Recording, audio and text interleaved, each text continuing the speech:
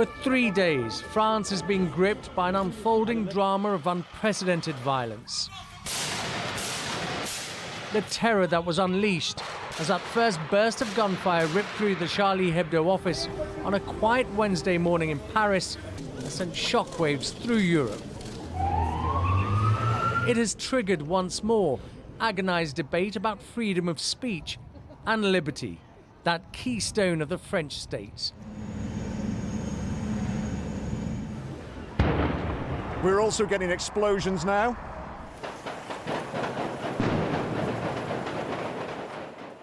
And it has raised questions about how the security services monitor the threat from Islamic extremists who have come to hate the nations in which they were born.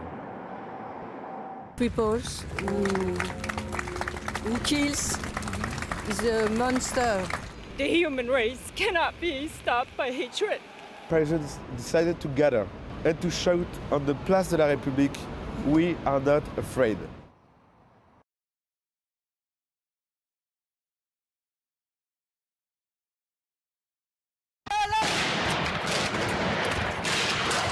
An attack in broad daylight in the heart of Paris.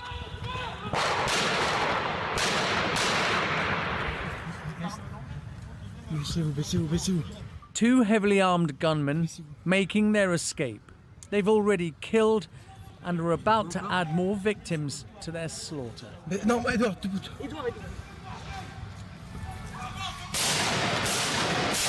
This police officer lying on the ground has been shot and injured, approaching in combat mode before shooting him again at point-blank range.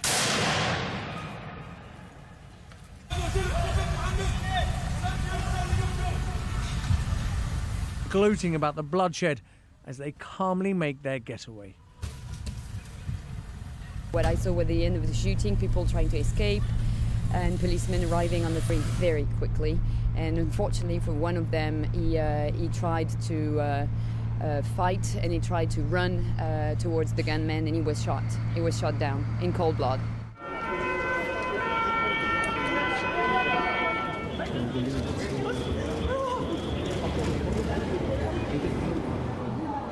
The gunman left behind a scene of unimaginable horror. Paramedics and police officers descending on the site of the attack were confronted with the aftermath of a bloodbath. The wounded, some critically, poured out onto the streets seeking help. Inside the building, their dead colleagues.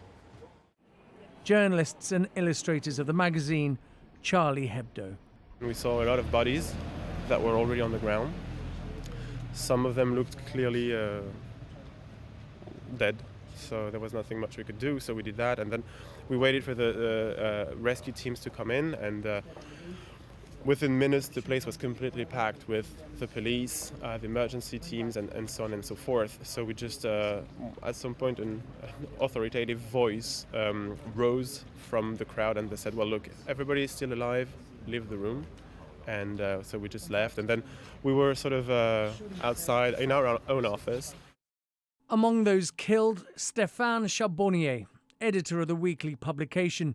He'd received threats before, but defended cartoons featuring the Prophet Muhammad, once saying, "I'd prefer to die standing than live on my knees." The Prophet Muhammad is sacred to Muslims, and I can understand that, but for Muslims only. I'm an atheist. Muhammad is not sacred to me. I understand that Muslims don't violate their law of blasphemy, and I don't blame them for not finding our cartoons funny. But they shouldn't tell me under which law I should live. Also murdered, the magazine's lead cartoonist, Jean Cabou, and Georges Wolinski, an 80-year-old satirist who'd been drawing cartoons since the 1960s. Ils ont tué mon papa, mais ils n'ont pas tué. They killed my daddy, but they didn't kill their ideas. They killed men, and that's the way it is. But thanks to all this show of solidarity, thanks to all these people full of love who are rebelling, we're going to be able to do something from it. We're going to be able to fight. Gradually, the sequence of events became clear. At 11:30, the gunmen arrive at Rue Nicolas Appert, in a black Citroën car. Armed with AK-47s and a grenade launcher, they ask maintenance man Frédéric Boisseau for directions to the Charlie Hebdo office before shooting him dead. At the front door, they force cartoonist Corinne Ray and her young daughter to let them in. They make their way to the second floor, where the editor is chairing a meeting. They kill police officer Frank Brinsolaro, who is guarding the editor because of previous threats. The gunman then asks for Stéphane Charbonnier by name and shoot him dead, before killing cartoonists Georges Wolinski, Jean Cabou, Bernard Verlac, and Philippe Honoré, as well as writer Bernard Marie. They also murder columnist Elsa Kayat, sub-editor Mustafa Urad, and Michel Renard, a visitor. 10 other people are also injured. After 5 minutes, the gunmen flee. Around the corner in Allée Verte, they're confronted by police and open fire, leaving a patrol car riddled with bullets on the Boulevard Richard Lenoir. It's after this police officer Ahmed Merabet is wounded and then killed by the gunmen, before they drive off. These are the men suspected of the atrocity. They're two brothers, French nationals of Algerian descent, Sherif and Saïd Kouachi, both reportedly known to the French intelligence services. Sherif appeared in a documentary about extremism a decade ago and was jailed in 2008 for terrorism-related offences. The French police and French intelligence services knew this group pretty well, not least because both Kouachi brothers had been in prison. The younger one for sending recruits to Iraq to go and fight for al-Qaeda against the American-led occupation. The older for being part of a plot to try to release a known terrorist, an Algerian terrorist who was part of a bombing campaign in the 1980s from prison, a prison breakout. So those two were well known. On top of that, the older one went to the Yemen and actually met with Anwar al-Awlaki. Now he is until he was killed, he was probably the most famous and certainly the most important al-Qaeda leader anywhere in the world, including Osama bin Laden. As Parisians sought to make sense of the slaughter, their leader spoke. Mes chers compatriotes, aujourd'hui la France a été attaquée en son cœur. Today, France has been attacked at its very heart, in Paris, in the building of a paper, and this violent attack killed 12 people and wounded some more. Je veux ici, en votre nom, today, in your name, I would like to express our gratefulness to those people who are wounded, to all those who have been killed by this cowardly assassination. Today, they are our heroes. Porter atteinte à la liberté d'expression. Freedom of expression can't simply be attacked. State authority can't simply be attacked. Of course, I'm thinking about my brother, but also his colleague who died, and his wife, the wife of my brother, his daughter, his child, and my whole family now. World leaders joined in the condemnation. It was not just France under attack, they said. It was the principles of democracy and the freedom of expression which were also under threat. This country stands united with the French people in our opposition to all forms of terrorism, and we stand squarely for free speech and democracy. To see the kind of cowardly, evil attacks that took place today, I think reinforces once again why it's so important for us to stand in solidarity with them, just as they stand in solidarity with us. But possibly the strongest message of defiance came from the world's cartoonists, united in grief and galvanized in outrage, their pens proving more powerful than any terrorist weapon.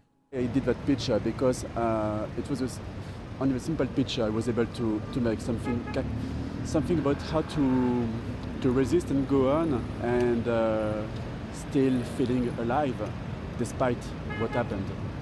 In Charlie Hebdo, there were so many talented cartoonists as Chab, Tinius, and Cabu, and for some people of my generation, these persons were some very great influences. But as dusk fell around the world, candles were lit and crowds gathered with one message for those who had brought terror to the French capital. Je suis Charlie.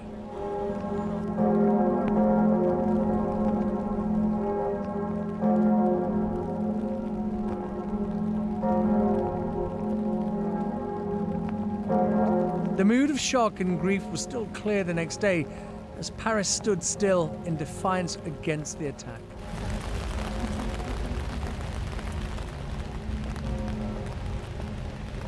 I felt compelled to come here today to stand united with Paris and to make them aware that the whole of Europe and the rest of the world are with them on this tragic day.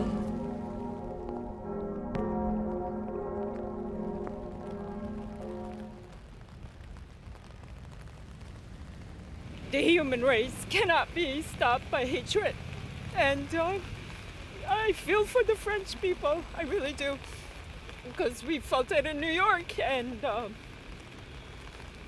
they'll come back stronger.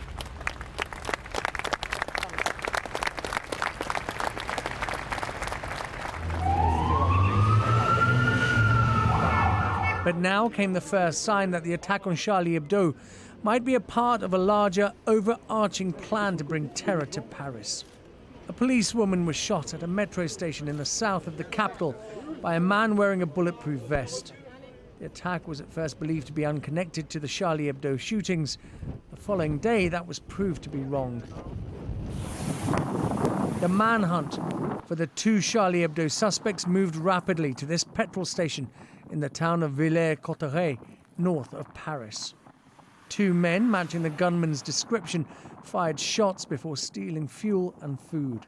A Renault Clio stolen by the suspects was found abandoned not far from the petrol station. Armed police scoured woodland and farms with helicopters hovering overhead and police going door to door. It seemed that the hunt was closing in. Darkness fell and the Eiffel Tower dimmed its lights to reflect the mood of its citizens. But day 3 was to see an intensification of the terror.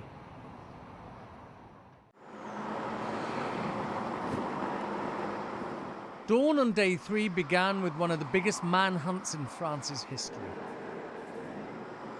The two brothers wanted for the massacre of 12 people were still at large.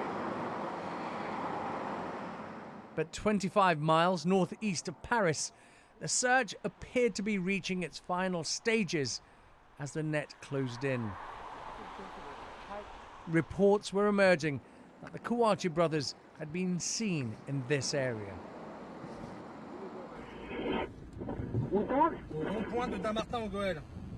Now suddenly the police had a real breakthrough.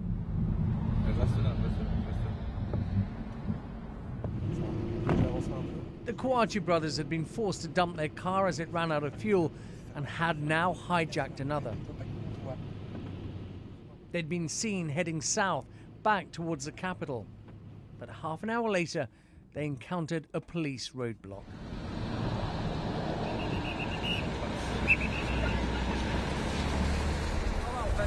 Mais non, vous êtes coupé à contresens. Il y a une sortie un peu plus loin. Vous allez passer, vous allez y aller, mais partez s'il vous plaît. After a firefight, they dumped their car and headed on foot across a field. Finding themselves in the small industrial town of Damatan-en-Gouel. Here, they were forced to take refuge in a local printing work. Alors ce matin, ce qui m'a surpris, c'est après avoir déposé ma fille à l'école à 8h30. This morning, what surprised me was after dropping my daughter at school around 8:30, at 8:45 there was a helicopter hovering over my house. It was very impressive. Knowing this area and what happened yesterday, I thought that something must be happening in our village or nearby. The police had their men cornered. Special forces were dispatched to the site in preparation for the final encounter with the two men. One of the brothers spoke to a French TV station. Nous, on te dit juste qu'on est les défenseurs du prophète sallallahu alayhi wa sallam et que j'ai été envoyé, moi, shérif Kouachi, par Al-Qaïda du Yémen. Et que je suis parti là-bas et que c'est Sheikh Anwar Al-Awlaqi qui m'a financé. But at the same time, news of another hostage situation was breaking in Paris. Worst fears that this was turning into a wave of coordinated attacks. as a man armed with a Kalashnikov opened fire in a kosher supermarket. Dozens of vans carrying police in combat gear raced through the streets of central Paris to the scene in Porte de la Vincennes. This is the building with blue-tinted windows, but it was soon becoming clear that it was turning into another hostage situation. There was an African individual who had a Kalashnikov. He was reported as being at 23 Avenue Porte de Vincennes. He immediately went into the delicatessen and started shooting with his Kalashnikov.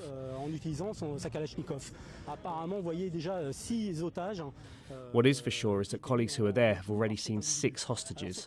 This individual seems to be the same one from yesterday. He's African and his name is Koulibaly. Sadly, yesterday he already carried out some atrocities by killing a policewoman.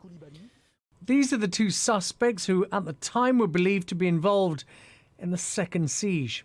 32-year-old Emedi Koulibaly and his partner, 26-year-old Hayat Boumediene. Police believe Koulibaly is also responsible for the shooting of the Paris policewoman Clarisse Jean-Philippe. French media reporting that the grocery hostage taker was demanding freedom for the Kouachi brothers. Police locked down the area in Porte de la Vincennes. Schools were evacuated, all shops and the streets were told to close, and those in nearby restaurants hid under tables.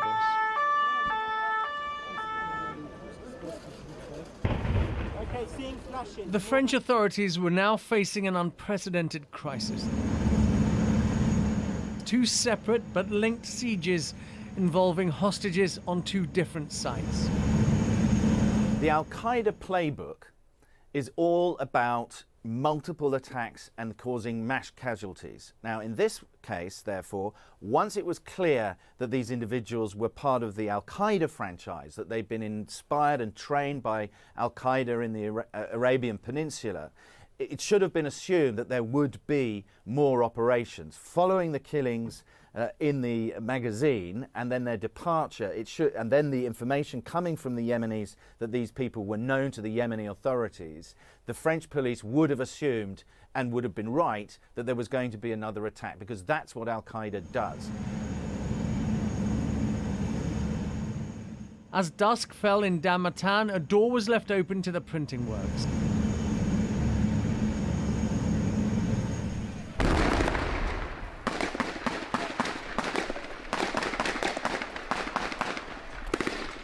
Minutes later, Sharif inside Kouachi burst through, shooting at officers.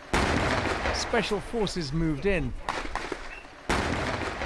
Gunfire was exchanged and both men were killed.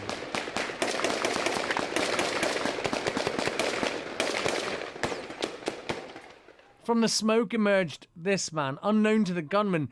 He'd been hiding under a sink on the 2nd floor during the entire operation, and he'd sent police information via text messages. His boss, Michael Catalano, had been released earlier by the gunman. I didn't get the impression they were going to harm me, even if it does seem to be unbelievable. But that's precisely the situation I found myself in, because possibly they had an ounce of humanity, so far as I was concerned, because they let me out. It's surprising they didn't find the other person. Yes, well, it's not incredible. It's magnificent. And that's what I was really terrified of. Back in the capital, a near-simultaneous assault was being planned on the Jewish grocery store, but the outcome here would be very different.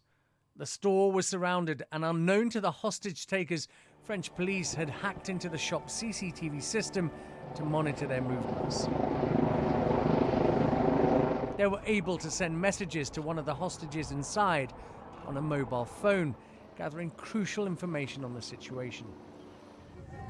The hostage taker, Emedi Koulibaly, also decided to give an interview to a French TV station. Est-ce que vous êtes en lien avec les 2 frères qui ont fait l'opération à Charlie Hebdo? Oui, on s'est synchronisé pour faire les opérations. Est-ce que vous êtes toujours en lien en ce moment avec eux? Est-ce que vous avez été au téléphone récemment avec eux? Non.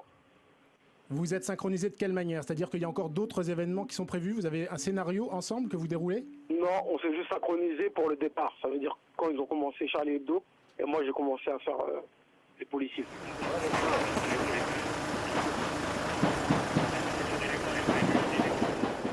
The direct assault on the front of the building came with risks. A French officer was struck and injured and carried to safety by colleagues.